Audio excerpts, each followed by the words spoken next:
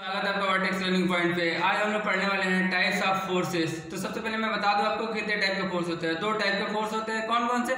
Contact forces and non contact forces. तो मैं आपको ये बता दूं कि कॉन्टैक्ट फोर्सेस क्या होते हैं। तो कॉन्टैक्ट फोर्सेस वो होते हैं जिसमें बॉडी और फोर्स के बीच में डायरेक्ट क्या हो, कॉन्टैक्ट हो, वो एक दूसरे को क्या कर रहे हैं, टच कर रहे हो। मान लीजिए चौक है, इस पर मैं क्या रहा हूँ, फोर्स लगा रहा हूँ, तो ये दोनों एक दूसरे को क्या कर रहे हैं, कॉन्टैक्ट कर रहे हैं। तो इस टाइप के फोर्सेस को क्या बोलते हैं, कॉन्टैक्ट फोर्सेस बोलते हैं।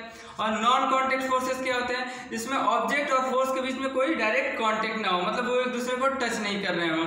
जैसे कि मान लीजिए कोई नीडल यहाँ रखी है, यहाँ एक कोई मैग्नेट रखा हो, तो मैग्नेट क्या करता है, नीडल को क्या करता है, अपनी तरफ अट्रैक्ट कर रहा होता है, फोर्स लगा रहा होता है, हालांकि एक दूसरे के कांटेक्ट में नहीं होते हैं। तो उन्हें क्या बोलते हैं, नॉन कांटेक्ट फोर्सेस बोलते हैं।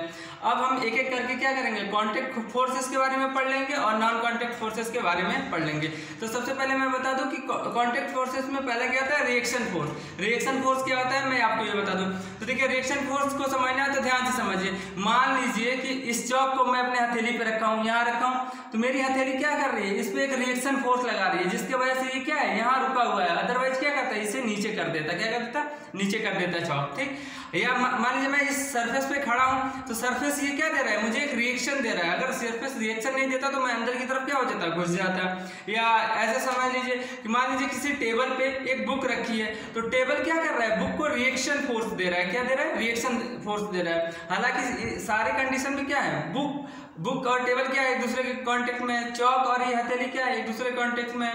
सरफेस और मैं क्या हूँ, एक दूसरे के कांटेक्ट में। और जैसे हथेली है, क्या दे रहा है, रिएक्शन फोर्स दे रहा है, तो इसे क्या बोलते हैं, जैसे कि रिएक्शन फोर्स बोलते हैं।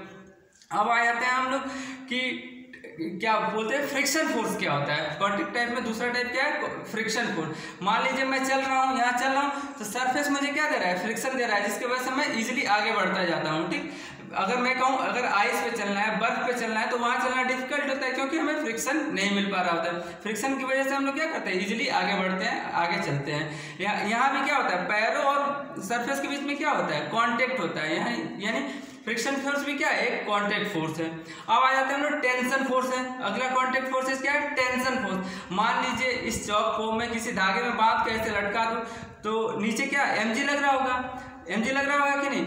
तो देखिए धागा क्या हो जाता है, टाइट हो जाता है, तन जाता है, उसमें टेंशन जनरेट हो जाता है। तो ये जो इसका वेट है, चौक का जो वेट होता है, उसे कौन बैलेंस कर रहा होता है, धागे में जो टेंशन जनरेट होता है वो क्या कर रहा था, उसको बैलेंस कर रहा होता है। नहीं तो अदरवाइज क्या होता था, धागा नीचे चला जाता है या टूट जाता है, उसे कौन बैलेंस करता है, टेंशन फोर्स, मतलब क्या करता है, बैलेंस कर रहा होता है। वैसे सेम स्प्रिंग फोर्स में भी यही होता है। ये सारे क्या है, कॉन्टैक्ट फोर्सेस के एग्जांपल हैं।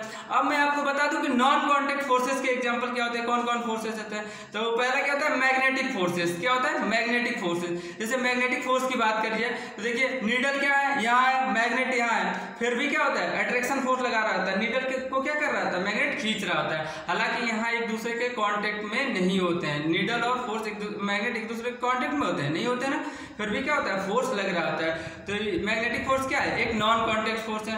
इसके अलावा हम पढ़ लेते हैं जैसे ग्रेविटेशनल फोर्स के बारे में बात कर ले। ग्रेविटेशनल फोर्स भी क्या होता है, एक नॉन कॉन्टैक्ट फोर्स होता है। कैसे, मैं बता रहा हूँ आपको। मान लीजिए इस चौक को मैं ऊपर फेंकूंगा तो ये अपने आप क्या होता है, ऑटोमेटिकली नीचे आ जाता है, सरफेस पे आ जाता है। क्यों, क्योंकि अर्थ क्या कर रही है, एक फोर्स लगा रही है, ग्रेविटेशनल फोर्स जिसे बोलते हैं। क्या कर रही है, फोर्स लगा रही है। हालांकि ये चौक क्या अर्थ के सरफेस से कॉन्टेक्ट में नहीं है ना, हवा में, फिर भी क्या होता है, ये नीचे गिर जाता है। क्यों, क्योंकि ग्रेविटेशनल फोर्स लग रहा होता है इस पे। तो ग्रेविटेशनल फोर्स क्या होता है, एक नॉन कॉन्टैक्ट फोर्स होता है। वैसे इलेक्ट्रोस्टैटिक फोर्सेस, इलेक्ट्रोकेमिकल फोर्सेस, ये सारे फोर्सेस क्या होते हैं, नॉन कॉन्टैक्ट फोर्सेस होते हैं।